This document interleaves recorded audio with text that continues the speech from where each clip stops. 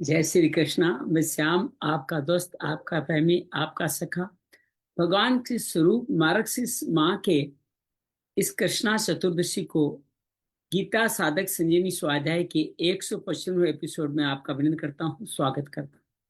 अभी तक हमने 11 अध्याय संपूर्ण करने के बाद 12वें अध्याय के 11वें श्लोक तक पूरा कर लिया, जहाँ भगवान भक्ति के 4 रूप बता चुके।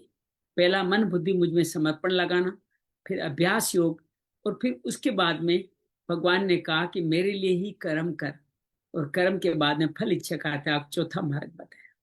आज हम आगे की यात्रा प्रारंभ करेंगे। आइए मन कर्म वचन को भगवत चरणों में लगाते हुए अपने मन बुद्धि को पवित्र करते हैं। अर्धन मुरित आंखों से प्राण अपान को सम करके नासिका के भ्रुकुटी पर ध्यान रखते हुए, भ्रुकुटी पर प्राणपान को सम करते हुए अर्धन मुरित आंखों से मूलाधार चक्र से भगवत चरणों में लीन होते हैं। नमो भगवते वासुदेवाय।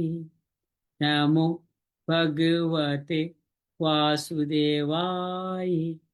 नमो भगवते वासुदेवाय। नमो भगवते वासुदेवाय। नमो भगवते वासुदेवाय। नमो भगवते वासुदेवाय। नमो भगवते वासुदेवाय। वसुदेव सुतं देवं कंस चाणूरमर्दनं देवकी परमानंदम कृष्ण वंदे जगद्गुरुं। श्री कृष्ण वंदे जगद्गुरुं। या देवी सर्वभूतेषु साधक संजीवनी रूपेण संस्थिता नमस्तस्यै नमस्तस्यै नमस्तस्यै नमो नमः। या देवी सर्वभूतेषु श्रीमद् भगवद गीता रूपेण संस्थिता नमस्तस्यै नमस्तस्यै नमस्तस्यै नमो नमः। गुरुर्ब्रह्मा गुरुर्विष्णु गुरुर्देवो महेश्वरा गुरु साक्षात् परम ब्रह्म तस्मै श्री गुरुवे नमः। अखंड मन गजाननं भूतगणादिसेवितं कपितजम्बूफलचारुभक्षणं उमासुतं शोकविनाशकारकं नमामि विघ्नेश्वराय पादपङ्कजं। नमामि विघ्नेश्वराय पादपङ्कजम्। त्वमेव माता च पिता त्वमेव, त्वमेव बन्धु च सखा त्वमेव, त्वमेव विद्या द्रविणं त्वमेव, त्वमेव सर्वं मम देव देव, त्वमेव सर्वं मम देव देव। शांति शांति शांति। आदरणीय गुरुदीप जी का अभिनंदन है, स्वागत है। आइए हम सब मिलकर के आज के हमारे इस गीता साधक संजीवनी संवाद को प्रारंभ करें। और आज सर्वप्रथम हम लोग अपनी गीता के पूर्व अध्यायों का संक्षेप में पुनरावलोकन करते हैं। प्रथम अध्याय अर्जुन विषाद योग में अर्जुन कौटुंबिक मोह के कारण स्वधर्म त्यागता है, विषाद में आता है। दूसरे अध्याय में अर्जुन भगवान का शिष्य बन के उचित मार्ग पूछता है। भगवान कर्मयोग सांख्य योग 2 मार्ग बताते हुए युद्ध करने की प्रेरणा देते हैं। तीसरे अध्याय में अर्जुन पूछता है कि कर्म योग और ज्ञान योग में श्रेष्ठ कौन है। भगवान कहते हैं कर्मों का आरंभ करे बिना किसी की मुक्ति नहीं है। आप यज्ञ क्रम सेवा क्रम करो, ब्रह्मा ने इन्हीं के कारण आपकी उत्पत्ति करी, इन्हीं से अन्न जल की वर्षा होगी, तुम जीवन में पा जाओगे। इन निष्काम क्रम सेवा क्रम करने से ही मुक्ति का रास्ता खुलता है। जैसे आचरण करते हैं वैसे ही संत लोग प्रमाण देते हैं। जनक आदि सिद्ध भी यही करते थे, मैं भी यही करता हूँ। मुझे भी कुछ करना बाकी नहीं है, फिर भी मैं ये कार्य करता ही रहता हूँ। भगवान कहते हैं जो मुझ में स्थित होते हैं वो सब के सब लोग अपने जीवन में आगे बढ़ते हैं। भगवान कहते हैं अपने धर्म में जीना भी मरना भी कल्याणकारी है, और जिनको परधर्म में जीना भी भयावह है। अतः अर्जुन कहते हैं सब ऐसा क्यों नहीं करते। तो भगवान कहते हैं कि वो व्यक्ति काम क्रोध के कारण ऐसा नहीं कर पाते। कामना महापापी है, महावीर, इसको मार दो।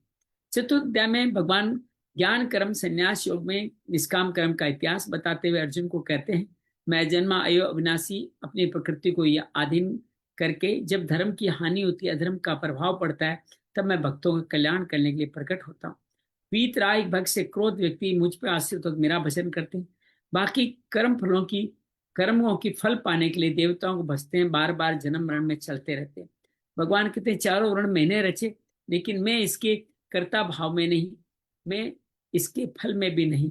अकर्म कर्म विक्रम को इसी भाव में समझाते हुए भगवान कहते हैं कि जो कर्म फल से निराश्रय है, जो जीवन में शरीर यापन के लिए कार्य करे, जो मिल जाए उसमें संतुष्ट रहता है, वो ज्ञान में स्थित व्यक्ति अपने कर्म सहज भाव से करता हुआ मुझको पा लेता है। भगवान कहते हैं वो 12 तरह के यज्ञ करते हुए मुझको पाता है। ब्रह्म समझ द्रव्य यज्ञों से ज्ञान यज्ञ को सर्वोत्तम बताते हैं। भगवान ज्ञान यज्ञ करने की प्रेरणा देते हैं और कहते हैं कर्म योग ज्ञान यज्ञ के द्वारा अपने कर्मों को चला करके तुम अपने आप को आत्म से ज्ञानवान कर दोगे। भगवान इस तरह बार बार कहते हैं कि श्रद्धा वाले व्यक्ति ही संयतेंद्रिय होते हैं। तुम श्रद्धावान बनो, मुक्ति को पा जाओगे, इसमें कोई संशय नहीं। 5वें देख कर्म संन्यास योग में अर्जुन पूछता है संन्यास में कर्म योग में कौन श्रेष्ठ है। भगवान कहते हैं कर्म का आरंभ करे बिना कोई मुक्त नहीं पाता। भगवान कहते हैं संन्यास योग में दुख बढ़े हैं, कर्म योग सहज है, प्रशांत आत्मा होकर के सब जीवों में निवास करता है। और वो कर्म ज्ञान योगी भी कुछ उड़ता बैठता खाता हुआ शरीर के भेद को विवेक से जानता हुआ मुझको पाता है। कर्म योगी कर्म फल में नहीं बनता, इसलिए उसको मुक्ति शीघ्र मिलती है। कर्मयोगी 9 द्वारे देह में सेवा कार्य करते हुए भगवान को पा लेता है। भगवान कहते हैं इस कार्य में मैं कहीं प्रेरक नहीं बनता, मैं उनका कोई समर्थन कोई सहयोग नहीं देता, उनका अपना प्रारब्ध भी इसे मदद करता है। ऐसे लोग अपने ज्ञान को जानकर ज्ञान को नाश कर मुझ में परायण हो जाते हैं। उनकी बुद्धि मेरे परायण होकर के निष्ठा होती है, जिससे अपने समस्त संस्कारों को काट के वो समदर्शी होता जाते हैं। विद्यासमन ब्राह्मण चंडाल में समदर्शी होते हैं। वो प्रिय प्रिय कुछ स्थिर बुद्धि वाले व्यक्ति सबकी सेवा करते, सात्विक सुख को मुझको समर्पण कर अंतिम सुख पाते। बाकी सर्व भोगों में युक्त होकर सुखी नहीं रह पाते। ये अंतरात्मा से सुखी व्यक्ति समस्त कल्मशों को काट करके सर्वभूत की सेवा करते हुए काम क्रोध अयुक्त होकर ब्रह्म निर्वाण को पाते हुए मेरा ही ध्यान करते हैं और मेरा ध्यान करते हुए सर्वश्रेष्ठ भक्त बन जाते हैं। भगवान 6ठे अध्याय में आत्मसंयोग कहते हैं कर्म फलों का जो आश्रय न ले वो ही व्यक्ति सेवा करते हुए नेष्ठ शांति को पाके अपने आत्मा का उद्धार करता है, बाकी अपनी आत्मा का अनुद्धार करते हैं। वो जितना प्रशांत आत्मा सुख दुख हानि लाभ जय पराजय लोहा सोना स्वर्ग मित्र वेरी उदासीन मध्यस्थ पापाचारी बंधस में विषम भाव रखता है। वो यम नियम का पालन करते हुए उचित आसन बैठ कर नासिका के भवों पर ध्यान रखते हुए कहीं दशों न देखते हुए वो मेरा ही चिंतन करता है, मेरा ध्यान करते निष्ठिगम शांति को पाता है। लेकिन युक्त आहार विहार नियत आहार करने वालों का ही सिद्ध होता है। भगवान कहते हैं ऐसे व्यक्ति अपने चित्त को निरुद्ध करके अत्यधिक सुख पाते हैं, अत्यंतिक सुख पाते हैं और ये अत्यधिक सुख हानि उनको विचलित नहीं करती। अनिर्विण चेतसा प्रकार से वो मेरा ही ध्यान करते हैं और वो मुक्त हो जाते हैं। भगवान के धीरे धीरे धारणा वाले बुद्धि मुझ में लगाते हैं। मन जहाँ चला जाता है उसको चिंतन से हटा के मुझ में लगा देते हैं और अपने समस्त कलमशों काट के ब्रह्म स्पर्श पाते, अत्यंत सुख पाते। जो सब भूतों मुझे देखते हुए उनकी सेवा करता है उनके लिए मैं अवैदृश्य देता हूँ, मेरे लिए कभी अदृश्य नहीं होते। जो दूसरों सुख में शरीर से सुख देखता है, दुख में दुखी देखता है, वो कभी भ्रष्ट नहीं होता। भगवान अर्जुन कहता है मेरा चंचल मन ये सब कैसे करेगा। भगवान कहते हैं अभ्यास वैराग्य के द्वारा। अर्जुन कहता है अंत में विचलित हो गया तो क्या होगा। भगवान कहते हैं श्रीमानों घर में जन्म लेके मुक्ति को प्राप्त हो जाएगा। अंत समय तक यात्रा पूरी तो योगियों कुल में जन्म लेकर अनेक जन्मों की यात्रा करके मुझको पा जाएगा। सकाम तपस्वी सकाम ज्ञानी सकाम कर्मी से योगी श्रेष्ठ है। योगी जो भक्त मुझको मानता है वो योगी सर्वश्रेष्ठ है। 7वां अध्याय ज्ञान योगी। भगवान मैं ही सब कुछ हूँ, ज्ञान है, परमात्मा से कुछ नहीं विज्ञान है, इसको बताते हैं और कहते हैं ज्ञान विज्ञान सुनने के बाद तुम्हें और कुछ सुनना बाकी नहीं रहेगा। हजारों लाखों मुनि से कोई एक सिद्ध ही इसको जानता है, बाकी पराप्रकृति के मोह में मुझ परा को भूल जाते। सत्व रजस तीनों गुण उनको दुष्कृतन कामों में लगाते हैं और वो व्यक्ति इस तरह से मुझको कभी नहीं जानते, उनको हरण हो जाता है।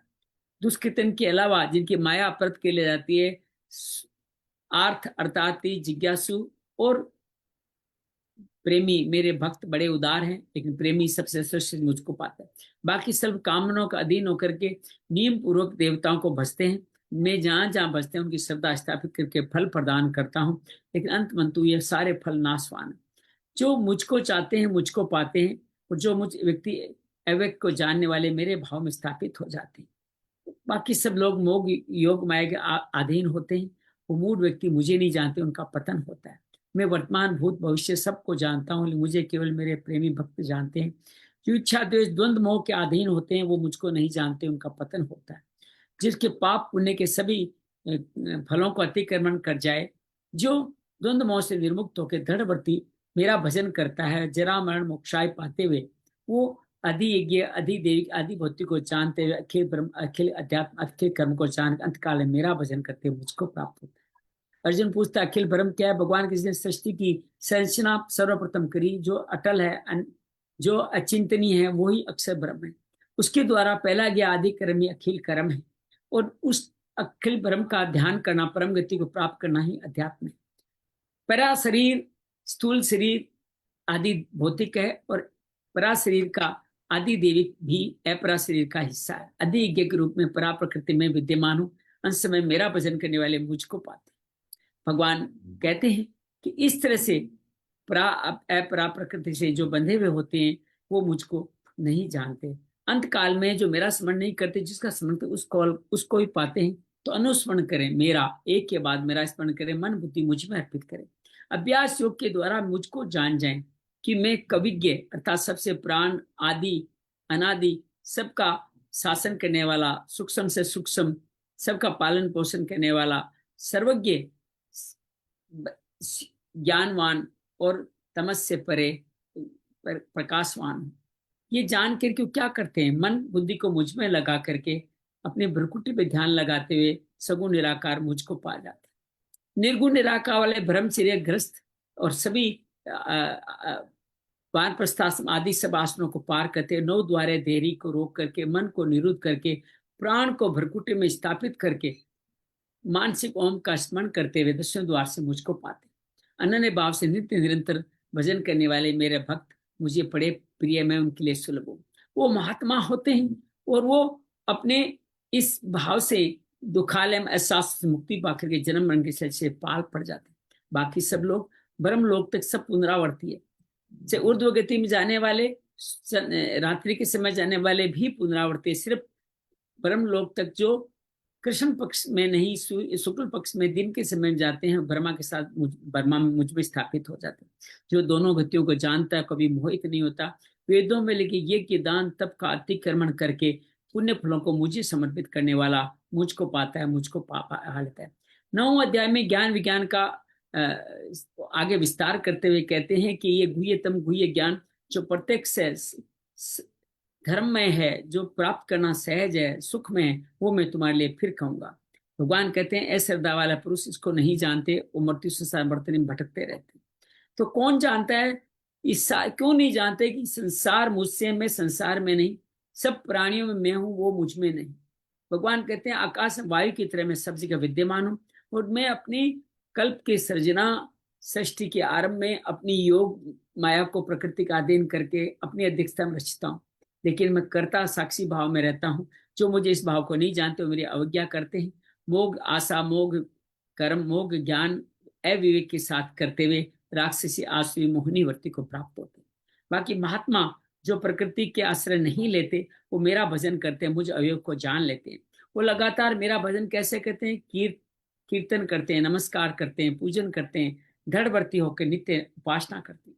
कोई ज्ञान यज्ञ से करता है, कर्म योग से करता है, क्योंकि मैं सभी का कर्ता धाता पिता, पिता में यज्ञ हवन सामग्री, घृत हवन की क्रिया, ओम ओंकार, तीनों वेद, प्रभव प्रलय निदान गति साक्षी, सब कुछ मैं ही स्थित हूँ। मैं ही सूर्य में के रूप में तप कर अन्न और जल को पवित्र करके सबको प्रदान करता हूँ। मैं ही अमृत हूँ, मैं ही मृत्यु हूँ, मैं ही सत्य हूँ, मैं ही असत हूँ। बाकी सब लोग वेदों में लिखे हुए स्वर्गों की कामना करने के लिए पुण्य कमाते हैं। एक विशेष समय तक स्वर्ग के फल भोग पर पुण्य क्षीण होते ही इस पृथ्वी लोक पे दोबारा लौट के आ जाते हैं। लेकिन जो अनन्य निश्चित भाव से मेरा भजन करते हैं, उनका योग से वहां में मैं देखता हूँ। जो देवताओं को भजते हैं वो एक्चुअल मुझे भजते हैं, लेकिन अविधि पूर्वक करते हैं, क्योंकि उनको भजना जरूरत नहीं है। जो मेरी मुक्ति के लिए मुझे भजे, साध्य भजे, मैं ही सबका भोक्ता प्रभु मैं ही हूँ। जो देवता भजने वाले देव लोग जाते हैं, मुझको भजने वाले मुझको जाते। पत्रम पुष्पम फलम तो जो भी मुझे समर्पित में प्राप्त होता हूँ। अपनी जो भी कर्म करो, जो भी प्रसाद लो, यज्ञ दान तब मुझे समर्पित करो। शुभ अशुभ फलों से मुक्त करके मैं कर्म बंधनों से मुक्त कर दूंगा। मेरे लिए कोई द्वेष या कोई प्रिय नहीं है। दुराचारी से दुराचारी व्यक्ति भी मेरा भजन करने का निश्चय कर ले, वो महात्मा धर्मात्मा हो जाता है। पाप योनि हो, ब्राह्मण हो, क्षत्रिय हो, शूद्र हो, वैश्य हो, स्त्री हो, जो भी मेरा भजन करेगा मुझको पा जाएगा, इसमें कोई संशय नहीं। मेरे लिए कर्म करो, मेरे प्राण हो जाओ, मुझे नमस्कार करो, मेरा पूजन करो, मेरे प्राण होने के लिए भगवान बार बार कहते हैं। 10वें अध्याय भगवान अपनी विभूतियों के बारे में कहते हैं, तुम्हारे हित की कामना से मैं परम वचन फिर कहूंगा। मेरे इस प्रभाव को महर्षि और देवता भी नहीं जानते।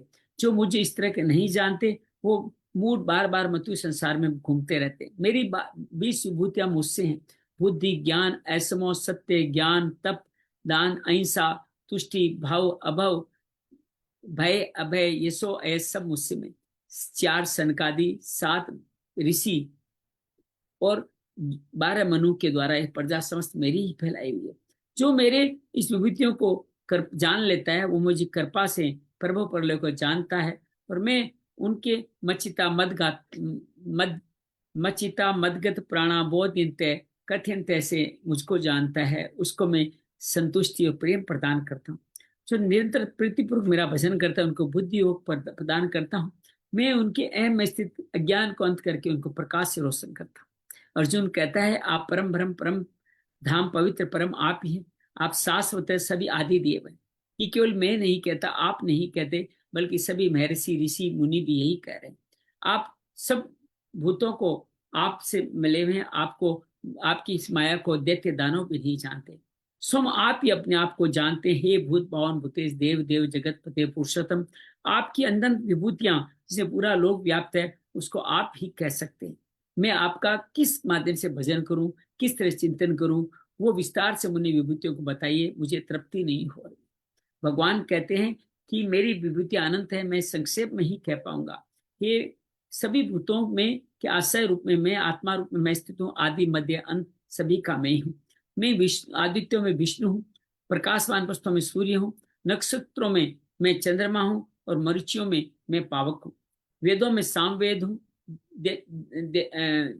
देवताओं में मैं इंद्र हूँ, समस्त इंद्रियों में मैं भी मन हूँ, और मैं ही सब लोगों की चेतना हूँ। रुद्रों में शंकर में हूँ, यक्षों का राजा कुबेर में हूँ, सभी वस्तुओं का पावक में हूँ, और सभी शिखरों में सुमेरु में हूँ, सभी पुरोहितों में बृहस्पति में हूँ, सभी सेनापतियों में कार्तिकेय में हूँ, समस्त जलाशयों में सागर में हूँ, सभी ऋषियों में महर्गु में हूँ, समस्त ओंकार अक्षर में हूँ, जप यज्ञ में हूँ, और स्तर में हिमालय में हूँ, समस्त वस्तुओं पीपल में हूँ, देवऋषियों में नारद में हूँ, गंधर्वों में चित्र में रथ में हूँ, सिद्धों में कपिल में हूँ। समुद्र मंथन में वासुकी के रूप में रस्सी बनाएगी, वो भी मैं ही था। मैं ही समुद्र मंथन में उत्पन्न उच्चे सर्वा एरावत कामधेनु में हूँ, समस्त का राजा भी मैं हूँ। मैं आयुधों का मैं वज्र में हूँ, कामना धर्म युक्त कामना भी कामदेव भी मैं हूँ। अनंत नाग में हूँ, वरुण जल देवता वरुण में हूँ, पितरों में अर्यमा में हूँ, और सबका शासन करने वाले यमराज भी मैं हूँ। प्रहलादों में दैत्य में हूँ, कालों में गणना में हूँ, सिंह में हूँ, गरुड़ में हूँ, पवित्र पवन में, शस्त्रधारियों में राम में हूँ, जल जंतु में मगर में हूँ, और समय स्रोतों में गंगा में हूँ। सबका आदि मध्य अंत चराचर जगत मुझसे है। अक्षरों में आकार में हूँ, द्वंद्वों में समास में हूँ, मार्क्सिस में मंथों में मार्क्सिस, महीनों में मार्क्सिस में हूँ, ऋतु में बसंत ऋतु में हूँ। सबका हरण करने वाली मृत्यु में हूँ, सबका उद्भव में हूँ। स्त्रियों में चाहने वाली 7 गुण कृति, श्री, वाक, धरती, स्मृति, क्षमा, मेधा भी मैं ही हूँ। व्रत शाम गाए जाने वाला गायत्री छंद और मार्क्सिस महम ऋतुओं में मैं भी हूँ। आत्मविद्या में हूँ, और भगवान कहते हैं सबका करने वाला ब्रह्म विद्या में हूँ, वाद भी मैं हूँ। जुआ वाला में छल करने वाला मैं जुआ में हूँ, तेजस्वी तेज में हूँ, जबकि जय विजय की नीति में हूँ, सात्विक में हूँ। कृष्ण मनुष्यों में वासुदेव में हूँ, पांडवों में धनंजय में हूँ, मुनियों में व्यास में हूँ, सर्वज्ञों में शुक्राचार्य में हूँ, दंड नीति में हूँ, विजय नीति में हूँ, मौन गोपनीय राजाओं गोपनीयता का राजा मौन में हूँ, ज्ञानवानों का ज्ञान में हूँ। सभी भूतों का आदि भूत चराचर भी मैं ही हूँ। सभी दिव्य आत्माएं, दिव्य विशेषताएं, व्यक्ति पदार्थ की सब मुझसे हैं। सब मेरे एक अंश से ही व्याप्त है। इससे ज्यादा क्या कहूँ, सब संसार मेरे एक अंश में स्थित है। 11 अध्याय में अर्जुन पूछता है, मेरे मद अनुग्रह करके मेरी कृपा के लिए जो आपने पसंद किए, मेरा मोह उससे नष्ट हो गया। और कहता है कि संपूर्ण प्राणी को उत्पत्ति विनाश मैंने विस्तार पर सुना है, आपका मातम अविनाशी है। भगवान कहते हैं मैं अपने आप को जैसा आप कहते हैं वैसा मैं आपके रूप समझ ऐश्वर्य को देखना चाहता हूँ। और अर्जुन ये कहते हैं अगर मेरे द्वारा दिखाया जाना सक्षम हो तो कृपया हमें मेरा सर्व विश्व रूप दिखाइए। भगवान कहते हैं ले देख मेरे अनेक रंग, अनेक आकार, अनेक वर्गों वाले हजारों लाखों रूपों को तू देख। भगवान कहते हैं कि मेरे अंदर 12 आदित्य देख, तुम 8 वसु देख, 11 तो 2 शनि कुमार, 49 मरुत गुण, और जो कुछ भी आश्चर्य रूप में जो नहीं देखा वो सब कुछ तुम मुझसे देखो। भगवान कहते हैं इस एक शरीर में, इस एक चराचर देह में संपूर्ण जगत देख ले, जो देखना चाहता है वो तू देख ले। अर्जुन बार बार देखता है लेकिन आंखें मीचता रह जाता है, तो भगवान कहते हैं चरम चक्षु से नहीं देख पाएगा, मैं दिव्य चक्षु ददाम दिव्यम ददामी ते चक्षु, तो उससे मेरे ईश्वरी सामर्थ्य देख पाएगा। देख अर्जुन के साथ कौन देखता है? संजय देखता है, उसको भी दिव्य दृष्टि प्राप्त। वो कहते हैं हे राजन, ऐसा करके महाज्ञेश्वर से भगवान श्री कृष्ण ने अर्जुन को परम ऐसे विराट स्वरूप दिखाया। कैसे दिखाया? अनेक वक्त नैनम, अनेक बुक नेत्र, अद्भुत दर्शन, अलौकिक आभूषण है, आयुध है गले में, जिनके दिव्य मालाएं हैं, आभूषण है, आयुध धारण किए हुए, गंधों का, दिव्य गंधों का लेप किए हुए, उन सबको सबने देखा। कहते हैं हजारों सूर्य का प्रकाश बनाकर भी उस दिव्य प्रकाश का बराबरी नहीं कर सकते। इस भगवान को देख करके एक शरीर में अनेक विकल्प पूरे जगत को जो अर्जुन देखता है तो रोमांचित हो उठता है, आश्चर्य कारण हाथ जोड़ के स्तुति करते हुए ऐसे कहता है, हे देवों में देव में, आपके अंदर देवता, संपूर्ण प्राणी समुदाय, ब्रह्मा विष्णु महेश, समस्त ऋषियों एवं सर्पों, सर्पलोक तक देख पा रहा हूँ। त्रिलोकी दिखा दी, आपको अनेक हाथों, पेटों, अनेक मुख्य नेत्रों वाला, अनंत रूपों वाला देख रहा हूँ, आपके आद्य मध्य अंत को फिर भी नहीं देख पा रहा हूँ। आपको किरीटधारी, मुकुटधारी, गदा, शंख, चक्र, गदा, पद्म के साथ तेज राशि, देदीप्यमान, अग्नि के समान नेत्रों का कठिनता से देखते अप्रमेय, अपरिमित देख रहा हूँ। आप ही परम अक्षर परम ब्रह्म है, संपूर्ण विश्व के आप आश्रय, सनातन धर्म के रक्ष, अविनाश सनातन पुरुष, ऐसा मैं मानता हूँ। भगवान कहते हैं आदि मध्य अनंत वीर्यम, आपको आदि मध्य अंत से रहित, अनंत प्रभावशाली, अनंत भुजाओं वाले, चंद्र सूर्य नेत्रों वाले, अग्नि मुखों वाले अपने तेज से संसार को तपाते हुए देख रहे। भगवान कहते हैं कि आप, अर्जुन कहता है आप स्वर्ग मर्त्य के बीच का अंतराल है, सारी दिशाएं आपसे परिपूर्ण है, आपके स्वरूप को लेकर तीनों लोक व्यथित व्याकुल हो रहे हैं। अर्जुन इसके साथ ही जोड़ता है सभी देवता भी भयभीत होकर नमस्कार करते हुए आपके अंदर प्रवेश करें, सिद्ध मुनि आपकी स्तुति करते हुए मंगल कामना करें। मैं आपके अंदर 11 रुद्र, 12 आदित्य, 8 वसु, 12 साध्यगण, 10 विश्वदेव, 2 अश्विनी कुमार, 49 मर्तगुण, गरम गरम भोजन करने वाले 7 पितृजन, गंधर्व, यक्ष, असुर, सिद्ध, सभी को मैं चकित होकर आपको देखते हुए देख रहा हूँ। आपके बहुत मुख नेत्र हैं, बहुत उदर है, विकराल आपकी दाढ़ें हैं, सभी प्राणी व्यथित हो रहे हैं, मैं भी आपसे व्यथित हो रहा हूँ, क्योंकि आपके दीप्तिमान अनेक वर्ण आकाश को स्पर्श कर रहे हैं, आप चारों तरफ से फैले हुए, मुख फैला हुआ है, प्रतिशाल है, आपको देखकर मैं भयभीत अंतरकरण वाला, मैं धैर्य शांति को प्राप्त नहीं हो पा रहा हूँ। आपकी प्रलय काल के अग्नि समान विकराल दंष्टा कराली दाढ़ों और मुखों को देखकर मुझे दिशाओं का ज्ञान है, मुझे शांति मिली। हे जगन निवास, आप प्रसन्न हो जाइए। हमारे पक्ष के मुख्य मुख्य योद्धाओं से भीष्म, द्रोण, कर्ण भी आप में प्रविष्ट हो, राजाओं के समुदाय, धृतराष्ट्र के पुत्र सब के सब आपके विकराल दाढ़ों का भयंकर मुख में बड़ी तेजी से प्रविष्ट हो रहे। कई एक तो चूर्ण सिरों से दांतों के बीच में फंसे हुए दिख रहे। इस तरह अर्जुन बताता है नदियों के प्रवाह की तरह सब लोग समुद्र की तरफ, अर्थात आपके दीप्तिमान मुख की तरफ दौड़ रहे हैं, जिसे पतंगा मोह की तरह अग्नि की तरफ दौड़ता है, ये भी सब अपने विनाश आपकी तरफ दौड़ रहे हैं। हे भगवान, आप मुझे बताइए आप कौन है, प्रसन्न हो जाइए, मैं तत्व से जानना चाहता हूँ, मैं आपको भली भांति नहीं जानता। भगवान कहते हैं, श्री भगवान वाच है, मैं संपूर्ण लोगों का नाश करने बढ़ा हुआ काल हूँ, इस समय मैं इन लोगों का संहार करने के लिए हूँ।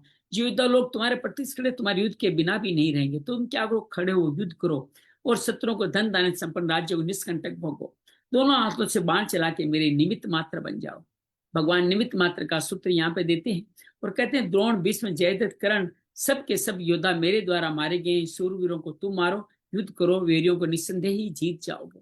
इस तरह भगवान देते हैं। संजय कहता है इस तरह का वचन सुन करके किरीटधारी अर्जुन भयभीत कांपते हुए गदगद पानी से भगवान कृष्ण से ये बोलता है कि अंतर्यामी, आपके नाम गुण लीला का कीर्तन करने संपूर्ण जगत हर्षित होता है, अनुराग प्रेम को प्राप्त होता है, और इससे भयभीत होकर समस्त राक्षसों से भागते हुए जा रहे हैं। सिद्धकर्ण आपको नमस्कार करें, ये उचित ही है।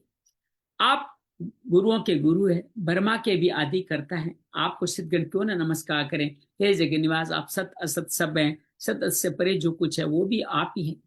आप आदिदेव पुरुष हैं, पुराण है, पुरुष है, आप ही संसार से परम आश्रय, जानने योग्य हैं, आप ही परम धाम हैं, आप ही जानने वाले हैं। संपूर्ण संसार आपसे ही व्याप्त है। आप वायु है, यम है, अग्नि है, वरुण है, यक्ष है, आप दक्ष है, आप प्रजापति है। आपको हजारों बार नमस्कार, बार बार हर दिशा से नमस्कार, आगे पीछे से नमस्कार। अनंत वीर्य, अनंत विक्रम, आपने सब कुछ अपने अंदर समाज कर है, सब कुछ आप ही हैं। भगवान को कहता है कि मैं सखा, हे सखा, हे मित्र, हे यादव कह करके मैंने अकेले सब लोगों के साथ बैठते हुए जाने अनजाने दिल लगी से आपका कई बार अपमान किया है, मैं आपसे वो क्षमा करवाता हूँ। और कहता है मैं दंडवत प्रणाम करता हूँ संसार के पिता पुत्र, आप प्रभावशाली है, इस लोग में आपके समान तो कोई है नहीं, आपसे अधिक कौन हो सकता है। मैं दंडवत प्रणाम करते पिता पुत्र के, मित्र मित्र के, और हमारे पति पत्नी के अपमान को सहन के क्षमा कर लेता है, उसी तरह आप मुझे भी क्षमा कर दीजिए। मैंने जिसको पहले कभी नहीं देखा उस देख के मैं हर्षित हो रहा हूँ, भय से मेरा मन व्यथित हो रहा हूँ। मुझे चतुर्भुज रूप दिखाइए, हे जगन निवास, आप प्रसन्न हो जाइए। इस तरह से भगवान को कहता है आप किरीट गिरधारी, गदाधारी, हाथ में चक्र लिए चतुर्भुज रूप में देखना चाहता हूँ, उसी चतुर्भुज सहित आप बन जाइए। और भगवान कहते हैं कि मैं तुम्हें अपने सामर्थ्य अत्यंत श्रेष्ठ तेज रूप स्वरूप दिखाया, जिसको किसी के तेरे अलावा किसी को ने नहीं देखा है। भगवान कहते हैं मेरे इस विश्व रूप को देखना वेद यज्ञ यज्ञों के पाठ, दान और उग्र तप और किसी भी क्रियाओं से देखना जाना शक्य नहीं है, संभव नहीं है। भगवान कहते हैं मेरा घोर रूप से जो व्यथा मत कर, तो मूड भाव को मत प्राप्त हो, निर्भय हो जा, प्रसन्न मन हो जा, मेरे चतुर्भुज रूप को भी तुम अब देख लो। भगवान चतुर्भुज रूप दिखाना शुरू करते हैं तो संजय बोल बढ़ते हैं कि भगवान ने इस तरह से अर्जुन को अपना पहले चतुर्भुज दिखाया, फिर सौम्य द्विभुज मानव रूपी दिखाया और भयभीत अर्जुन को आश्वासन दिया। अर्जुन कहता है आपके सौम्य रूप को देखकर मैं स्थिर चित्त शांत हो गया, अपनी स्वाभाविक स्थिति को प्राप्त हो गया। भगवान बोलते हैं जो मेरा चतुर्भुज रूप तुमने देखा दर्शन दुर्लभ, देवता भी इसको पाने के लिए लालायित रहते हैं। भगवान इसके आगे कहते हैं मेरा चतुर्भुज रूप भी विश्व रूप की तरह वेद दान तप यज्ञ से नहीं देखा जा सकता, फिर कौन देख सकता। अनन्य भक्त सिख के द्वारा मैं देखने जानने प्रवेश करने के लिए मैं शक्य हूँ, संभव हूँ। इसलिए मेरे लिए कर्म करो, मेरे अंदर ही मेरे लिए मेरा परम भक्त बन के संग वर्जित है, अर्थात आसक्ति निर्वेद दोष से राग द्वेष से मुक्त होकर मुझको पा जाओ, ऐसा भगवान अनन्य भक्त की पहचान बताते हैं। 12वां अध्याय भक्ति योग में अर्जुन पहले ही श्लोक में पूछ बैठा है अनन्य भक्ति वाला श्रेष्ठ है या निर्गुण निराकारी श्रेष्ठ है। दूसरे श्लोक से लेकर के हम 11 श्लोक तक आज का पाठन संस्कृत के 10 श्लोक पढ़ेंगे। अंजलि से निवेदन करता हूं कि आप पहले 7 श्लोक पढ़े, पहले से लेके दूसरे से लेके 8वें श्लोक तक पढ़े, सेकंड से लेके 8वें तक, फिर आभा पढ़े, 9वां 10वां, सरला 11वां पढ़े, तो 8 तक अंजलि पढ़े। 12वां अध्याय। जय श्री कृष्ण। श्री भगवानुवाच मय्यावेश्य मनो ये मां नित्ययुक्ता उपासते श्रद्धया परयोपेतास्ते मे युक्ततमा मताः। ये त्वक्षरमनिर्देश्यम् अव्यक्तं पर्युपासते सर्वत्र गमचिन्तैश्च कूटस्थमचलं ध्रुवम् सन्नियम्येन्द्रियग्रामं सर्वत्र समबुद्धयः ते प्राप्नुवन्ति मामेव सर्वभूतहिते रताः। क्लेशोऽधिकतरस्तेषाम् अव्यक्तासक्तचेतसाम् अव्यक्ता हि गतिर्दुःखम् देहवद्भिरवाप्यते। ये तु सर्वाणि कर्माणि मयि सन्न्यस्य मत्पराः अनन्येनैव योगेन मां ध्यायन्त उपासते तेषामहं समुद्धर्ता मृत्युसंसारसागरात् भवामि नरात् पार्थ मय्यावेशितचेतसाम् मय्येव मनाधत्स्व मयि बुद्धिं निवेशय निवसिष्यसि मय्येव अत ऊर्ध्वं संशयः। जय श्री कृष्ण। और सुंदर भगवान कहते हैं कि जो मेरे में नित्य निरंतर श्रद्धा से मुझ में लगा हुआ है, जो मेरे सगुण साकार की उपासना करता है, वो ही सर्वश्रेष्ठ योगी है। अर्थात भक्त को योगी भी कह दिया और कहा कि वही सर्वश्रेष्ठ योगी है। तो भगवान निर्गुण निराकार वालों की कैसे परिभाषा देते हैं, उनकी क्या उपयोगिता बताते हैं, उसको समझाते हैं 30 श्लोक से। भगवान कहते हैं 7 गुणों से वो अंकित होते हैं, अपनी इंद्रियों को अपने वश में करते हैं। फिर वो किसका चिंतन करते हैं? चिंतन में नए करने वाले का वश में के चिंतन नए के अचिंत्यम सर्वत्र गम अनिर्देशम निर्विकार ध्रुव अक्षर अक्षर अव्यक्त की उपासना करते हैं। कितना असहज है ज्ञानियों के लिए, जो है ही नहीं इसकी उपासना करते हैं। फिर 2 शर्तें और, प्राणी मात्र में प्रीति रखते हो, सबकी सेवा करते हैं और समदर्शी सम बुद्धि वाले होते हैं। भगवान इस तरह उनकी बताते हैं। ये इतना सहज मार्ग नहीं, गुरु की भी इसमें आवश्यकता होती है। उसके बिना ज्ञान योगी आगे अक्सर नहीं बढ़ पाता है। और कहते हैं स्वाभाविक रूप से जिसके अंदर ये ज्ञान योग जुगता है वही मुझको पाता है। ग्रंथ वैराग्य पढ़ करके वो कभी इस वैराग्य विवेक वैराग्य के बिना इसको पा नहीं जाते। 11 गुण, 11 कटाइयां बातें हैं, सगुण वालों की 11 सुगमताएं बताते हैं। और 6 श्लोक में कहते हैं संपूर्ण कर्मों को मेरे समर्पण करके, मेरे प्राण करके, मेरे ध्यान करके मेरी उपासना करते हैं। तो कहते हैं इस मार्ग में कठिनाइयां बड़ी है। 5 श्लोक में भगवान कहते हैं इस मार्ग में कठिनाइयां बड़ी है, ये लोग मुझको नहीं पा पाते। क्यों नहीं पाते? तो देह अभिमान के कारण ये व्यक्ति कठिनाई को प्राप्त होते हैं, मुझको नहीं पाते। तो अब फिर सगुण उपासक की फिर दोबारा वापस तुलना दोनों की करते हुए कहते हैं कि ये मेरे समस्त कर्मों को, संपूर्ण कर्मों को, पहला भाग मत मेरे मत कर्माणी, मेरे लिए कर्म कर, मत परा, मेरे प्राण होकर। कैसे करे? अनन्य योग से। किसका ध्यान करें? मेरा ध्यान करके मेरी उपासना करते हैं। ये जो मत परम मत करा मत प्राण के ध्यान करने वाले व्यक्ति को क्या मिलता है? वो उन भक्तों को मैं मृत्यु संसार मार्ग से मुक्ति दिला देता हूं, मैं उनको उद्धार करने वाला बन जाता हूँ। 8वें श्लोक में भगवान समर्पण योग बताते हैं, कहते हैं मुझ में मन को स्थापित कर, मुझ में बुद्धि को प्रविष्ट कर, इसमें तो मुझ में ही निवास करेगा, इसमें कोई संशय नहीं। तो ये समर्पण योग बताते हैं। अब आभा से निवेदन करते हैं 9वें 10वें का अभ्यास योग और निष्काम कर्म योग हमारे को बताने के कृपा करें। जय श्री कृष्ण। जी। अथ चित्तं समाधातुं न शक्नोषि मयि स्थिरम् अभ्यासयोगेन ततो मामिच्छाप्तुं धनञ्जय अभ्यासेऽप्यसमर्थोऽसि मत्कर्म परमो भव मदर्थमपि कर्माणि कुर्वन् सिद्धिमवाप्स्यसि। भगवान कहते हैं कि मेरे को अगर अचल भाव से मुझको स्थिर करने में तो अपने आप को समर्थ नहीं पाता। क्या समर्थ नहीं पाता? मन बुद्धि जो प्रेम विश्वास से होते हो समझ नहीं पाता। तो अभ्यास योग कर। अभ्यास की योग के द्वारा मुझे अभ्यास का मतलब लंबे समय निरंतर अभ्यास करना, और समता वाली बुद्धि ही योग का नाम है। ये समता वाली बुद्धि से लगातार अभ्यास कर, जप यज्ञ तप, जो नाम कुछ करना चाहता उससे अभ्यास कर। फिर 10वें श्लोक में कहते हैं कि इस अभ्यास योग में भी आगे का रास्ता 1 बाय 1 आपको ऑप्शन देते हैं कि असमर्थ पाता है तो मेरे लिए कर्म करने के प्राण हो जा, अर्थात मेरे लिए कर्मों को करता हुआ भी तू सिद्धि को प्राप्त हो जाए। सरला अगर आप उपस्थित हैं तो 11वें श्लोक को आप पढ़ें, जिसके अंदर कर्म फल त्याग को सर्वश्रेष्ठ बता के भगवान बताते हैं।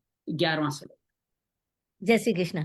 अथैतदप्यशक्तोषि कर्तुं मद्योगमाश्रिता सर्वकरं फलत्यागं ततः कुरु यतात्मवान्। भगवान कहते हैं मेरे योग के आश्रित हुआ जो अभी पहले कह के आए, वो अगर समता वाला योग मेरे लिए मत कर्म अभ्यास, मेरे कुछ भी आप नहीं कर पाते हो, असमर्थ पाते हो, तो मन इंद्रियों को वश में करो। कि मन इंद्रियों को वश में जब तक नहीं करोगे तब तक फल की इच्छा का त्याग नहीं होगा। इंद्रियां तो कहेगी ये फल मेरा है मुझे दो, तो इंद्रियों की फल की इच्छा, कर्मों की फल की इच्छा का त्याग कर। तो सबसे चौथा मार्ग यहाँ पे बताता है कर्म फल ये इच्छा का त्याग। क्या चौथा मार्ग सबसे न्यूनतम है? क्या सबसे निकृष्ट है? सबसे बाद में बताए? नहीं, ऐसा नहीं है। भगवान यहाँ पूरा स्पष्ट करते हैं 12वें श्लोक में, श्रेयो ज्ञानम ज्ञानम साजात ज्ञानम विशिष्यते ध्यानात् कर्म फल त्याग त्यागा शांतिर अनंतरम। अभ्यास, जिसको अभ्यास योग कहा, उससे कहा कि शास्त्र ज्ञान श्रेष्ठ है, शास्त्र ज्ञान से ध्यान श्रेष्ठ है, ध्यान से सब कर्मों का फल का त्याग श्रेष्ठ है, क्योंकि त्याग से तत्काल परम शांति की प्राप्ति हो जाती है। तो 8वां श्लोक से 11 श्लोक, एक एक श्लोक में क्या क्या कहा?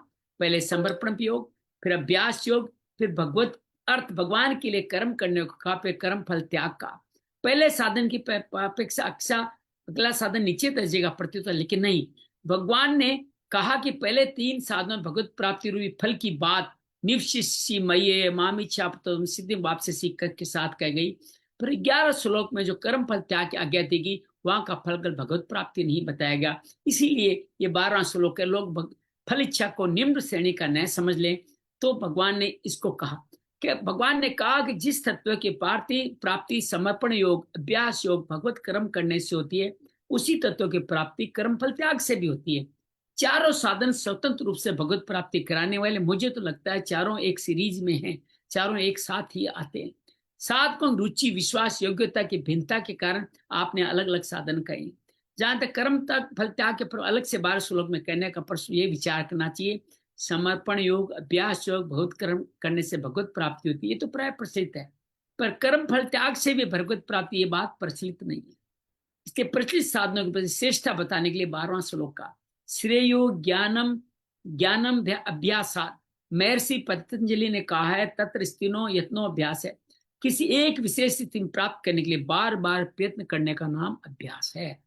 ये समाधिपाद का 13वां सूत्र है। इसमें अभ्यास शब्द केवल अभ्यास रूपी क्रिया का वाचक, अभ्यास योग का वाचक नहीं, क्योंकि इसमें प्राणायाम, मनोनिग्रह आदि अभ्यास में शास्त्र ज्ञान और ध्यान नहीं है। इस अभ्यास में क्या है? शास्त्र ज्ञान और ध्यान नहीं है। कर्म फल की इच्छा का त्याग नहीं। चारों में से केवल एक चीज है, क्या है? सिर्फ और सिर्फ आपका अभ्यास योग है। जड़ता से संबंध विच्छेद होने पर योग तो होता है, ऊपर जड़ता, शरीर, इंद्रिय, मन, बुद्धि का आश्रय मिलता है, मन भगवान में लगाते हो तभी अभ्यास होता है। यहाँ ज्ञान शब्द का अर्थ शास्त्र ज्ञान है, तत्व ज्ञान नहीं। क्योंकि तत्व ज्ञान तो सभी साधनों का फल है, वो जान लिए तो मोक्ष हो गया। जिस ज्ञान की अभ्यास से तुलना की जा रही है, उस ज्ञान में अभ्यास भी नहीं है, ध्यान भी नहीं है, कर्म फल में न तो अभ्यास है, न ध्यान है, न कर्म फल त्याग है। जिस अभ्यास में न ज्ञान है, ध्यान है, कर्म फल त्याग है, ऐसे अभ्यास की अपेक्षा उपयुक्त ज्ञान ही श्रेष्ठ है। अभ्यास में ज्ञान भी नहीं है, ध्यान भी नहीं है, कर्म फल त्याग भी नहीं है, तो फिर क्या कहा? इससे तो ज्ञान ही श्रेष्ठ है, अर्थात अभ्यास करने से ज्ञान ही श्रेष्ठ है। शास्त्रों का अध्ययन, सत्संग के द्वारा आप आध्यात्मिक ज्ञान को भले पाले, वास्तविक तत्व का अनुभव नहीं कर सकते। ध्यान, अभ्यास, कर्म त्याग किस साधन का अनुष्ठान हो, ऐसी जानकारी के लिए यहाँ ज्ञानम पद आया।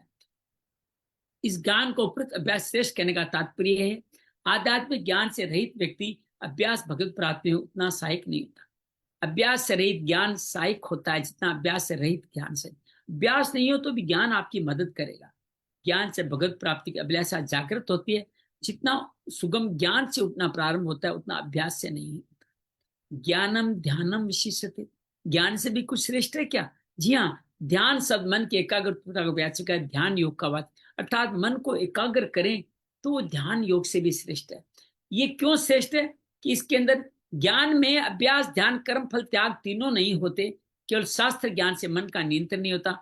मन के नियंत्रण के कारण ध्यान की जो शक्ति संचित होती है, वो शास्त्र ज्ञान से नहीं होती। मतलब ज्ञान पालो तो उससे भटक जाओगे। आपने ज्ञान क्या पाया? रसगुल्ला मीठा होता है, तो आप रसगुल्ले की तरफ भटक सकते हो, क्योंकि आपका मन एकाग्र नहीं है। इसलिए ज्ञान से भी ज्यादा आपको एकाग्रता जरूरी है। इससे सुगम हो जाएगा, सुगमता प्राप्त होगी। फिर साधक मन की चंचलता का ध्यान लगाने में कठिनाई होती है।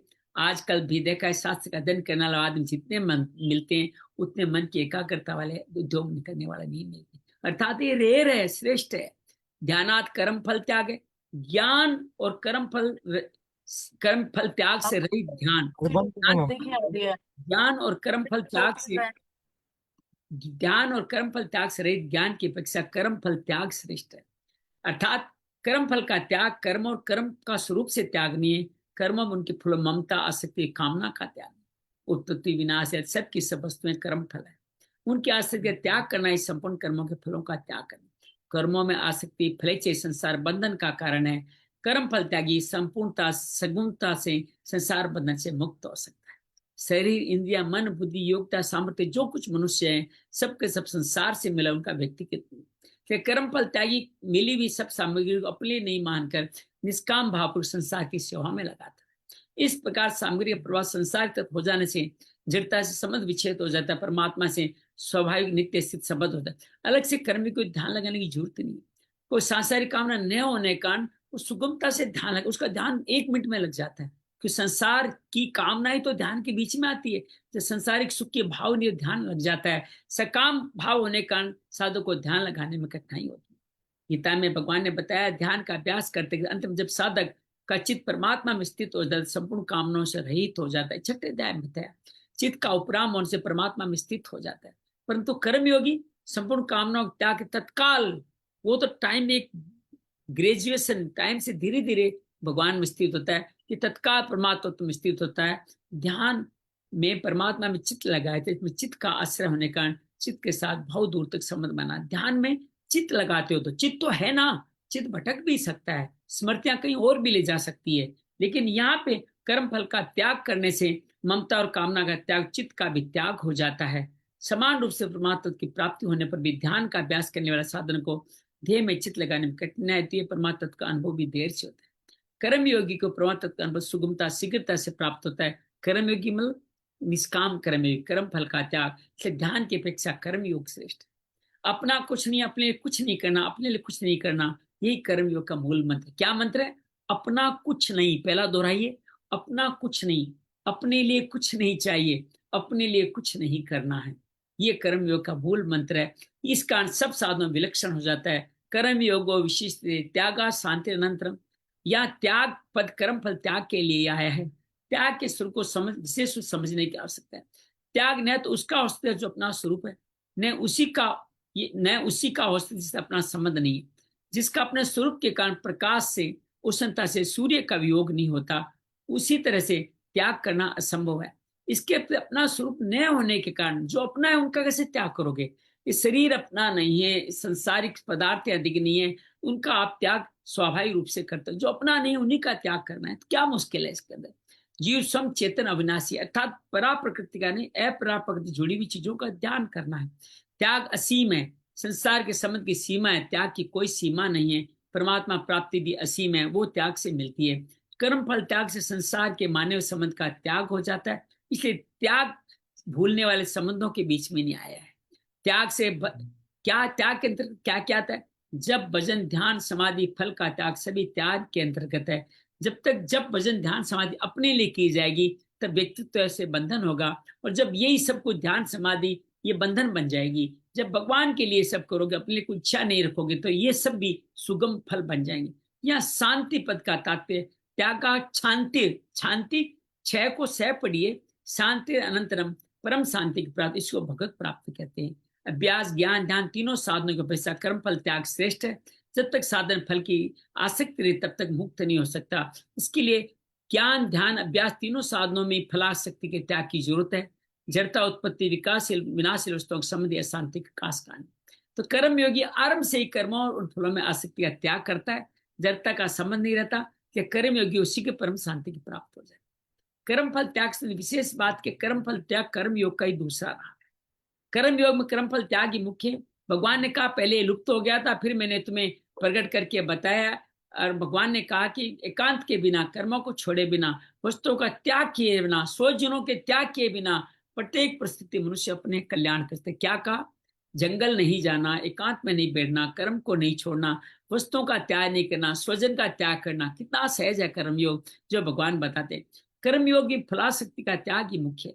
स्वस्थता, अस्वस्थता, धनवान निर्धन, मान अपान, स्तुति निधि, सभी अनुकूल प्रतिकूल परिस्थितियों में कर्म के फल स्वरूप आते हैं। इनके साथ राग द्वेष करने से कभी परमात्मा नहीं मिलता। उत्पन्न होने वाली वस्तु में कर्म फल है, सदा रहने वाले कर्म सदा नहीं रहता, तो उसका फल कैसे सदा रहेगा? आसक्ति ममता करना हमारी भूल है। जो फल अभी मिला नहीं उसकी कामना करना भी भूल है। फल शक्ति का त्याग कर्मयोग का बीज। कर्मयोग में क्रियाओं की प्रधानता प्रतीत होती है। शरीर जड़ पदार्थों के बिना क्रियाओं को होना संभव नहीं है। कर्म फलों छुटकारा पाना कठिन मालूम होता है, परंतु वास्तव में देखा जाए शरीर की फल सामग्री अपने अपने मान से फल सत्य त्याग कठिन मालूम होता है। शरीर आदि प्राप्त सामने किसी प्रकार की आसक्ति न रखकर कर्तव्य कर्म करने से परमात्मा की प्राप्ति हो जाती है। वास्तव में क्रियाएं कभी बंधन कारक नहीं होती। बंधन का मूल हेतु कामना फलाशक्ति। कामना और फलाशक्ति मिटने पर सभी कर्म अकर्म हो जाते हैं। भगवान ने कर्म योग कर्म संन्यास से भी श्रेष्ठ बताया है। भगवान के मत स्वरूप में कर्मों का त्याग करने वाला व्यक्ति सन्यासी नहीं, परंतु कर्म फल का आश्रय कर्तव्य कर्म करने वाला कर्मयोगी से निश्चित। यह क्या कहा? आप समस्व कर्म को त्याग कर दे, आप सन्यासी नहीं कहलाएंगे। अरे संसार छोड़ने तब भी सन्यासी नहीं। सन्यासी कौन है? जो कर्म फल का आश्रय नहीं लेकर कर्तव्य कर्म करने वाला योगी से कहाँ का 6ठे अध्याय के पहले श्लोक में कहा, आसक्ति कर्मयोगी सभी संकल्पों से मुक्त होकर के सुगमता पूर्वक योगारूढ़ हो जाता है। इसके जो कर्मों उनके फलों को अपना अपने सुख भोगने की इच्छा रखती है, वास्तव में पाप का भोग करते हैं। फलाशक्ति संसार बंधन का मुख्य कारण। फले सक्तो निबद्धते, उसका त्याग ये वास्तव में त्याग है। गीता फलाशक्ति गीता पर जितना जोर देती है उतना किसी साधन पर नहीं रहती। तो उस साधनों को वर्णन करते से भी कर्म फल त्याग को साथ रखा गया। भगवान के साथ त्याग हो, ये निष्काम भाव से अपने कर्तव्य का पालन हो, किसी प्रकार आसक्ति नहीं हो, कर्मों में द्वेष नहीं हो, कर्मों से उत्पन्न होकर समाप्त हो जाएंगे, आसक्ति द्वेष रह जाते, काम निपट गया, काम की इच्छा राग द्वेष बच जाता है। इसलिए अहम भाव से राग द्वेष रहित होने का एक ही तरीका है कि आप कर्तव्य कर्म करें, अर्थात आप फल शक्ति का त्याग करें। भगवान कर्म फल त्याग को तप ज्ञान कर्म अभ्यास ज्ञान आदि सभी साधनों से श्रेष्ठ बताते हैं। तो उस साधनों भी उत्तम लगते हैं, पर विशेष लाभ दिखाई नहीं पड़ता, विशेष श्रम भी करना पड़ता है। फलाशक्ति का त्याग कर देने पर नए कर्म करने पड़ते हैं, न आश्रम देश का परिवर्तन करना पड़ता है। जहां जो करता है उसी स्थिति में अपना कल्याण कर देता है। नित्य बात परमात्मा की अनुभूति होती है, प्राप्ति नहीं। परमात्मा की प्राप्ति जिसको कहा उसका अर्थ नित्य प्राप्ति की प्राप्ति अनुभव मानना चाहिए। ये साधनों से नहीं होती, जड़ता के त्याग से होती है। जड़ता का त्याग फल से होगा, फल के त्याग से ही कर्मयोग संपन्न होगा, ज्ञान यज्ञ तप से नहीं। ज्ञान आदि साधन शरीर को अपना मानता है, जड़ता बढ़ती है, संबंध बना रहता है। इन साधनों से परम पुरुष की प्राप्ति करने में आखिर में सफलता मिलती है, लेकिन बहुत देरी बहुत कठिनाई से मिलती है। भटकने के देहाभिमान विवेक वैराग्य भंग होने के चांसेस बहुत रहते हैं। जब साधक ये निश्चित कर लेता है किसी परिस्थिति मन वाणी वचन क्रिया से चोरी झूठ व्यभिचार हिंसा जल कपट अभक्ष भक्षण मतलब गलत चीज का खाना आदि कोई शास्त्र विरुद्ध कर्म नहीं करता, तब उसके द्वारा अपने आप विहित कर्म होने लग जाता। निश्चित कर्मों का त्याग ही विविध कर्मों का करना है। साधक विविध करने का निश्चय करता है तो उसे विविध कर्म करने का अभिमान आ जाता। क्या करें? बुराई का त्याग कर दे, भलाई अपने आप बच जाएगी। तो इसलिए अहम खाली आप बुराई का अच्छे कर्म करेंगे तो अहंकार बच जाएगा। तो क्या करें? विविध कर्म का अभिमान का निश्चित कर्म होते हैं। मैं निश्चित कर्म नहीं करूंगा, निश्चित किसी योग्यता सामर्थ्य अपेक्षा नहीं रहने का साधक में अभिमान नहीं है। मैं बुराई नहीं करूंगा, मैं गलत कार्य नहीं करूंगा। निश्चित कर्मों के त्याग में भी मूर्खता से अभिमान आता है। अभिमान आने विचार करे जो नहीं करना चाहिए वही तो नहीं किया, इससे विशेषता किस बात की? मैंने कोई बड़ा काम थोड़ी किया, मुझे झूठ नहीं बोला था, मैंने बोलना बंद कर दिया। फल की कामना तभी होती जब कुछ किया गया, जब कुछ किया ही नहीं गया निश्चित कर्म का त्याग ही किया तो फल की कामना क्यों होगी? अतः करने का अभिमान न रहने से फलाशक्ति का त्याग स्वतः हो जाता है। फलाशक्ति का त्याग होने पर ही शांति स्वतः सिद्ध है। निश्चित कर्म न करना निश्चय दो अवस्थाएं होती है। विहित कर्म या तो प्रवृत्ति होगी या सर्वथा निवृत्ति। विहित कर्म प्रवृत्ति से अंतःकरण निर्मल होगा, सर्वथा निवृत्ति होने से परमात्मा में स्थिति हो जाएगी। वासरहित अवस्था है, अकर्मण्यता आलस्यता से नहीं मिलती। आलस्य आदि भी क्या है? निश्चित कर्म। भगवान 9वें 10वें 11 श्लोक में जो 3 साधन अभ्यास योग भौतिक कर्म कर्म फल त्याग बताएं, विचार से देखा जाए तो उनमें से कर्म फल त्याग को छोड़ के प्रत्येक साधन में शेष दोनों साधन आ ही जाते हैं। जैसे अभ्यास योग में भगवान के भजन नाम जप की क्रिया करने से भगवत अर्थ भी है। नाशवान फल की कामना न होने से उनमें कर्म फल त्याग भी है। किसमें? अभ्यास में। भगवत अर्थ कर्म करने, भगवान के कर्म करने से अभ्यास भी हो गया और नाशवान फल की कामना से कर्म फल त्याग भी है। वास्तव में सब साधु को सबसे पहले अपने लक्ष्य उद्देश्य को दृढ़ करना चाहिए, पहचानना चाहिए उसका संबंध वास्तव में किसके साथ। फिर चाहे कोई भी साधन करे, अभ्यास करे, भगवत अर्थ कर्म करें, कर्म फल त्याग करें, वही साधन उसके लिए श्रेष्ठ बन जाएगा। जब साधन को लक्ष्य हो जाएगा उसे भगवान को प्राप्त करना है तो पहचान लेगा अनधिकाल भगवान से संबंध है, उसके लिए कोई भी साधन छोटा बड़ा नहीं होगा। मुख्यतः उद्देश्य की है, साधक चाहिए उद्देश्य में शिथिलता नहीं आने। किसी भी साधन सुगमता करना रुचि उद्देश्य निर्भर करती है। एक भगवान का होने साधन सुगम होते हैं। भूख सबकी एक ही होती है, भोजन करने तत्व अनुभव सबको एक होता है, फिर भोजन की रुचि भिन्न भिन्न होने का भोज्य पदार्थ भी भिन्न भिन्न होते हैं, इसलिए भगवान की रुचि विशेष योग्यता साधन भी भिन्न भिन्न होते हैं। पर भगवान में अप्राप्ति दुख, भगवत प्राप्ति की भूख सभी साधकों में एक सी होनी है। साधक चाहे किसी भी श्रेणी का क्यों न हो, साधन की पूर्णता भगवत प्राप्ति आनंद की अनुभूति भी सबको एक जैसी होती है।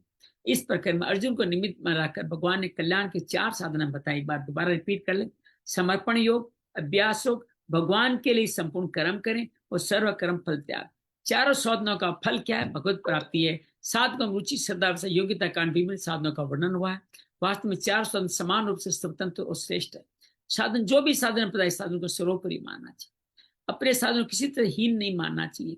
साधन की सफलता निराश नहीं होना चाहिए। कोई भी साधन निम्न श्रेणी का नहीं है। साधन के एकमात्र उद्देश्य भगवत प्राप्ति हो, तो जो भी साधन अपनाएंगे सब साधन समान है, सबका परिणाम भी समान है। भगवान हमसे क्या अपेक्षा रहती है? हम 100% दें, अपनी योग्यता सामर्थ्य का पूरा यूज करें। साधक भगवान को ठीक ठीक न जाने तो चलेगा, पर सर्वज्ञ भगवान तो उसका उद्देश्य, भगवान उद्देश्य जानते ही है।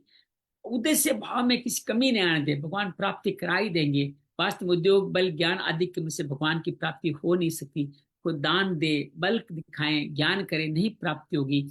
भगवान की प्राप्ति के लिए बल ज्ञान को भगवान की दिए तो बल ज्ञान तप है, लगा दे तो प्राप्ति हो ही जाएगी। संसार में भगवत प्राप्ति सबसे सुगम है, सब इसके अधिकारी, इसके लिए मानव शरीर मिला है।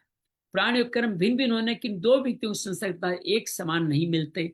जब भगवत प्राप्ति सबको एक समान ही होती है, कि भगवत प्राप्ति क्रम जन्य नहीं। भगवान की प्राप्ति संसार से विराग्य, भगवत प्राप्ति उत्कंठा, 2 बातें मुख्य है।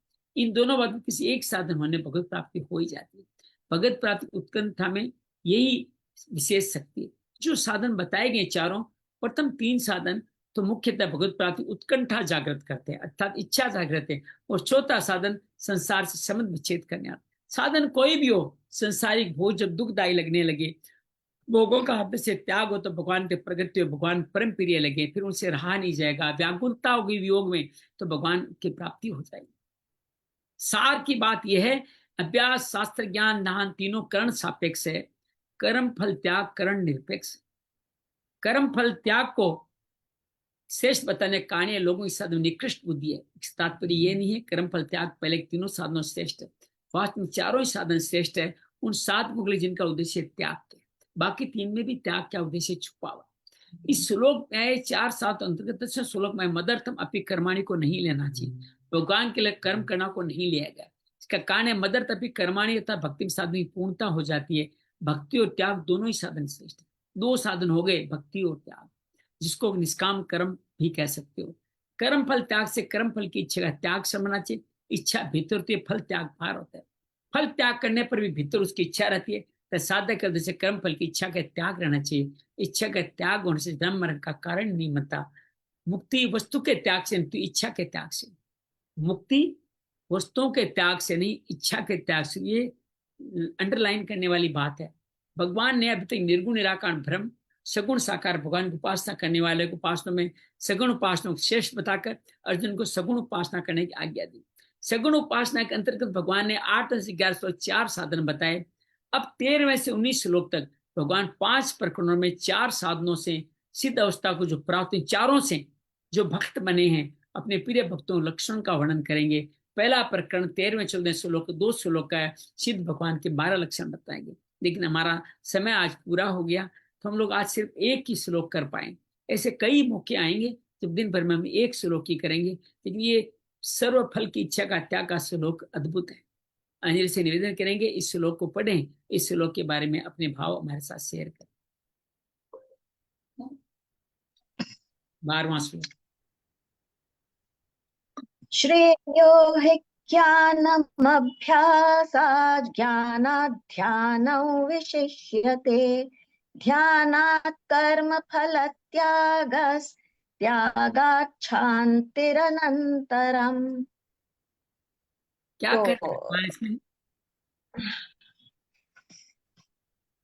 इससे पहले के श्लोकों में भगवान ने ना अपने भक्तों का किस तरह से ना शीघ्र उद्धार हो इसके बारे में उन्होंने कहने का कहा है कि एक तो ना ध्यान से भगवत प्राप्ति हो सकती है, दूसरा है अभ्यास से, तीसरा है कर्म करने से, और कर्म करने के बाद भी यदि हम सर्व मतलब कर्म फलों का त्याग कर दें तो भगवत प्राप्ति हो सकती है। अब आगे वो इस श्लोक में कहते हैं कि कि सबसे श्रेष्ठ मीन्स अब सब कर्मों के त्याग की भी अब वो प्रशंसा करते हुए कहते हैं कि अभ्यास से ज्ञान श्रेष्ठ है और ज्ञान से श्रेष्ठ है ध्यान। बहुत बढ़िया। ध्यान से श्रेष्ठ है सब कर्मों के फलों का त्याग। कर्म फल का त्याग वो ध्यान से भी श्रेष्ठ है, क्योंकि त्याग करने से तत्काल तुरंत ही परम शांति प्राप्त हो जाती है। बहुत बढ़िया, बहुत ऐसा आभा। गुरुदेव, आप कुछ कहना चाहेंगे? 4 साधनों में यहाँ श्रेष्ठता का ये मूल मंत्र बताया गया है। गुरुदेव जी अभी भी ट्रेवल कर रहे हैं। गुरुदेव जी जी यहाँ प्रभु। कि अभ्यास से ज्ञान श्रेष्ठ है, कि अभ्यास करने को किस तरफ अभ्यास करे हो ये ज्ञान नहीं होता। आप गलत दिशा में अभ्यास भी कर सकते हो, तो फिर ज्ञान जरूरी है ताकि अभ्यास भी आपका सही तरह से हो। तो अभ्यास का मूल मंत्र ज्ञान हो गया, लेकिन ज्ञान होने से अहंकार हो सकता है। तो मन चित्त लगा रहता है ज्ञान के अंदर, तो फिर आप ध्यान करो, एकाग्र चित्त हो। यहाँ समाधि का ध्यान है, मन को एकाग्र करने से बात है। मन एकाग्र हो जाएगा, चित्त शुद्ध हो जाएगा, तो ध्यान घट जाएगा। तो ये भगवान आगे चल के कहते हैं तीनों मार्गों से, अर्थात कर्म, मेरे लिए कर्म करो वो अभ्यास हो गया, ध्यान करो ज्ञान हासिल करो, या ध्यान करो, इन तीनों से भी कर्म फल का त्याग सर्वश्रेष्ठ है। क्योंकि इन तीनों में समय लगेगा, भटक भी सकते हो, लेकिन कर्म फल त्याग से आपकी मुक्ति पक्का हो जाएगी। ये क्योंकि यही शांति प्रदान करने का एकमात्र साधन। भगवान इस तरह से जी सत्य मार्ग की श्रेष्ठता बड़ी सुंदर तरीके से पूरा का पूरा गीता जिस एक सूत्र लेके चला है वो है कर्म हाँ त्यागा शांतिर अनंतरम। ये सूत्र बड़ा अद्भुत है। त्याग, कर्म का त्याग करने से तुरंत शांति मिलती है। कभी जीवन में किसी को कुछ देख करके देख लीजिए, किसी बिना फल की आशा के कोई सेवा करके देख लीजिए, आपको तुरंत इसका सैंपल, इसका उदाहरण आपको जीवन में मिल जाने वाला। तो गीता पूरी की पूरी कर्म फल त्याग पर ही है। जब सात्विक त्याग बताएंगे तब भी कहेंगे संपूर्ण कर्मों का त्याग करने वाला मुक्ति नहीं पाएगा, कर्म पाएगा। प्रभु जी, त्याग के ऊपर एक छोटा सा 2 लाइनें बताना चाहूंगा मैं पिछले दिनों में इस त्याग के ऊपर ही जो कर्म फल के त्याग की बताया ना भगवान ने, उसी के ऊपर ही थोड़ा सा उसको और विस्तार करा कि हम अपने चीजों का जैसे जैसे त्याग करेंगे ना वैसे वैसे कितना कल्याण होगा। लेट अस सपोज सुबह उठ के हम लोग मल त्याग करते हैं, मूत्र त्याग करते हैं, एकदम हल्के हो जाते। ठीक है, स्नान करा, जितनी भी मैल थी सब निकाली, हल्के हो गए, एकदम से फ्रेश हो गए। अंदर बुराइयां चल रही हैं, अंदर बाहर चला हुआ है, त्याग करा, एकदम हल्के हो गए। राइट। पूरे घर की सफाई करी, कितना हल्कापन लगने लग जाता है। दिवाली की सफाई करी, ऐसी बेअंत चीजें होती है कि बरसों से संभाल के रखती है, तो उठा के फेंक देते हैं, हल्का हो गया। तो हम जितना त्याग की तरफ पे ध्यान देंगे, उसी त्याग की तरफ के ऊपर भगवान श्री ने बोला कि जी कि आप कर्म फल का भी त्याग कर दो, तुम उसके ऐसे तुम हल्के हो जाओ बस, और कुछ भी नहीं करना। कितना त्याग, कितना सहज है। जो बुराइयां जो हमारी है नहीं उन्हीं का तो त्याग करना है।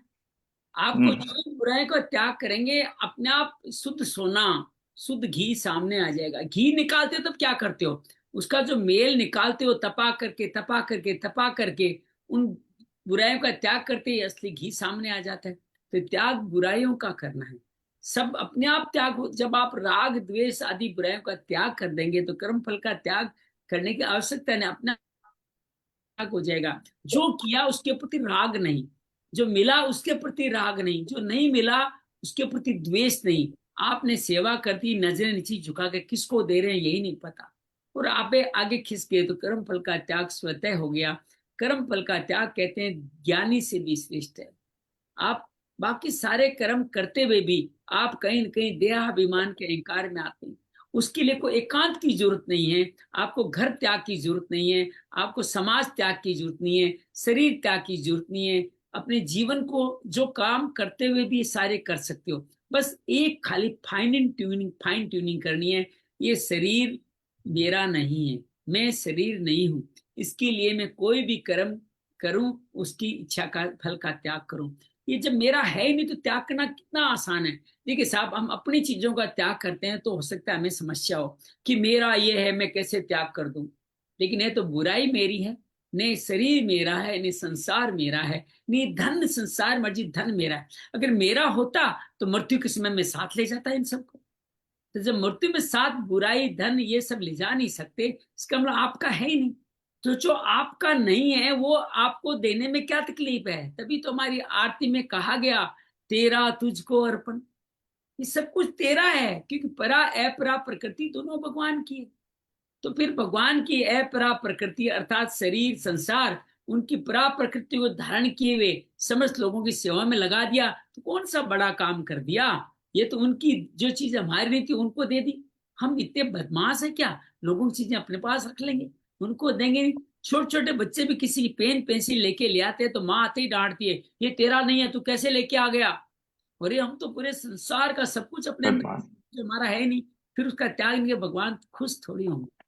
डांटते नहीं है, लेकिन इससे जीवन का रास्ता लंबा हो जाता है। मृत्यु संसार वर्तनी बार बार भटकते रहते हैं। सहज मार्ग यही है, ये सामान्य जीवन जीते हुए सिर्फ कर्म फल का त्याग कर दीजिए, आप मुक्त हो जाएंगे। आप बुराइयों का त्याग कर दीजिए, अच्छाइयां आपके घी के अंदर शुद्धता में छुपी हुई है, वो अपने आप बाहर आ जाएगी। तो आप अपने आप जीवन को समझ पाए। तो कर्म फल त्याग बहुत सुंदर वाला श्रेष्ठ है। इसको समझे जाने तो बहुत उपयोगिता हो। आइए ध्यान के द्वारा समझने का प्रयास करते हैं। आराम से विराजित हो जाए, शरीर को स्थिर बना लें हितासन। ये शरीर अपरा प्रकृति का स्थूल शरीर मुख्य हिस्सा, जो हम नहीं हैं। मैं शरीर नहीं, शरीर मेरा नहीं, शरीर मेरे लिए नहीं। आदि देविक अर्थात सूक्ष्म शरीर के प्रति भी सजग हो जाएं। समस्त इंद्रियां बार बार हमें विषयों की तरफ ले जाती है, इस इंद्रियों के प्रति भी सजग हो जाए। ये मन बुद्धि चित्त अहंकार से हम भगवान को नहीं पा सकते। ये भगवान को पाने के अभ्यास योग के साधन नहीं है। जो भी कार्य करें, अपने जीवन सामान्य जीवन जीते हुए, किसी धन की, किसी योग्यता की, किसी बल की, किसी तप की, किसी यज्ञ की, किसी जप की कोई प्रमुखता नहीं। ये काम भी करते समय भी अगर आपने फल की इच्छा का त्याग नहीं किया तो ये सारे शुभ कर्म, यज्ञ दान तप वेद, ये भी आप में अहंकार जता देंगे, आपके जीवन को कर्म फल के साथ जोड़ करके निकृष्ट बना देंगे। क्योंकि आप परम पिता परमात्मा के अंश के रूप में अधि यज्ञ आप में विद्यमान है। आप जीव आत्मा है, जीव आत्मा परमात्मा का अंश है। अगर वो शरीर के साथ मिलेगी तो शरीर के साथ मिलकर के जीवात्मा से दूर होती चली जाए। इस शरीर जीवन जीते हुए जो भी कार्य करें, उस कर्म का फल का त्याग भगवत चरणों में कर दें। सभी को भगवत स्वरूप देके भगवान के दिए हुए साधन, ब्रह्मा ने सृष्टि के आरंभ में हमें सेवा करने के लिए जो साधन दिए हैं, उनको समाज को, समस्त सृष्टि को भगवत स्वरूप मान करके जब समर्पण कर देते हैं तो जीवन में तुरंत शांति अनुभव। जैसा कि आदरणीय गुरुदीप जी ने कहा, जब भी हम जो कुछ भी त्याग करते हैं हमें शांति प्राप्त हो। इसका बड़ा वैज्ञानिक कारण है। जब भी आपने घर की कोई वस्तु हटाई, कचरा हटाया, अपने मन से कुछ कचरा हटाया, अपने सभी कर्म फलों का त्याग का कचरा हटाया, अभिमान का कचरा हटाया, वहां खाली स्थान क्रिएट हुआ। और खाली स्थान ईश्वर का स्वरूप, वही तो परमात्मा की प्राप्ति है। जब जब हम कर्म फल की पे निगाह रखेंगे, हमसे त्याग नहीं होगा। जब कर्म फल पे निगाह ही नहीं रखेंगे तो त्याग सहज स्वाभाविक हो जाएगा। आकाश तत्व स्थापित हो जाएगा, ईश्वर तत्व स्थापित हो जाएगा। ईश्वर तत्व, आकाश तत्व का आघोष, उसका प्रेम, उसका स्पर्श, ये तो शांति है। क्योंकि भगवान शांतिमय है। हम भी भगवान के अंश होने के जीवात्मा भी शांतिमय है, आनंदमय है। ये अनुभव तभी होगा जब हम आसपास का कचरा हटा देंगे, कर्म फल का त्याग कर देंगे। ये त्याग बुराई का त्याग हो, कर्म फलों का त्याग हो। ये कर्म फल, कर्म करते रहना भगवत दर्पण के लिए हमारे शरीर का एकमात्र माध्यम है। देवताओं के लिए ये दुर्लभ है निष्काम कर्म योग, जिसके अंदर अकर्ता भाव से फल त्याग ही सबसे महत्वपूर्ण है। उसी फल त्याग का यह महत्व बार बार बताते हैं कि ये त्यागा शांतिर अनंतरम, ये त्याग हमें अनंत शांति जो श्री भगवान का ही विभूति है वहां तक हमें पहुंचा देगा। ये अखंड रस नहीं पहुंचाएगा, ये अनंत रस में हमारा स्नान करा देगा। त्यागा शांतिर अनंतरम ये हमारे जीवन का मंत्र बने, हमारा सूत्र बने, हमारी मुक्ति का आधार बने। इसी तरह की प्रार्थना भगवत चरणों में करते हुए विश्राम करें।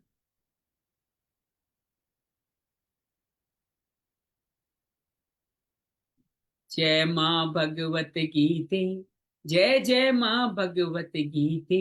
हरि कमल विहारिणी, हरि कमल विहारिणी, सुंदर सुपुनीते। जय जय माँ भगवत गीते, दया सुधा बरसावनी। मातु कृपा कीजे, मातु कृपा कीजे। हरिपद प्रेम दान कर, हरिपद प्रेम दान कर, अपनों कर लीजिए। जय जय माँ भगवत गीते। योगेशम सच्चिदानंदम वासुदेव व्रज प्रियम, धर्म संस्थापकम वीरं, कृष्ण वंदे जगद्गुरु, श्री कृष्ण वंदे जगद्गुरु। शांति शांति शांति। उम्मीद है आपको इन चारों मार्ग, कोई भी मार्ग मुक्ति कांड बनता है, तो जो सहज और सर्वश्रेष्ठ मार्ग है वो फल का त्याग है। इस त्याग को श्रेष्ठ मार्ग बताते हुए भगवान ने बताया, इन चारों मार्गों से जो भक्त जो मुक्ति की तरफ बढ़ता है, मुक्ति पाता है, मुक्ति पाने को तत्पर है, तैयार है, उसके क्या गुण होते हैं, उन सब गुणों को हम अगले 13 से 20 श्लोक के अंदर 39 ये सिद्धता को प्राप्त भक्तों की 39 लक्षणों का 39 लक्षणों का वर्णन किया है। कल के श्लोकों में भी कुछ हम लोग इसमें से अध्ययन करेंगे। पहले 2 श्लोक में 12 गुण आ जाएंगे। हम चेक करते रहें, चेक लिस्ट बना दें, टिक टिक टिक, मेरे में ये गुण आ गया है, ये गुण आ गया है। कहीं संशय है तो उसमें थोड़ा सा 1 राइट 1 क्रॉस या गोला सा लगा दे, इसमें थोड़ा अभी काम करना बाकी है। तभी भक्ति योग हमारे जीवन में उतरेगा, तभी भक्ति योग को हम सबसे जान सकेंगे, तभी मुक्ति का मार्ग पा पाएंगे। बहुत बहुत धन्यवाद, बहुत धन्यवाद। सबका मंगल हो, सबके लिए बहुत सुंदर काम।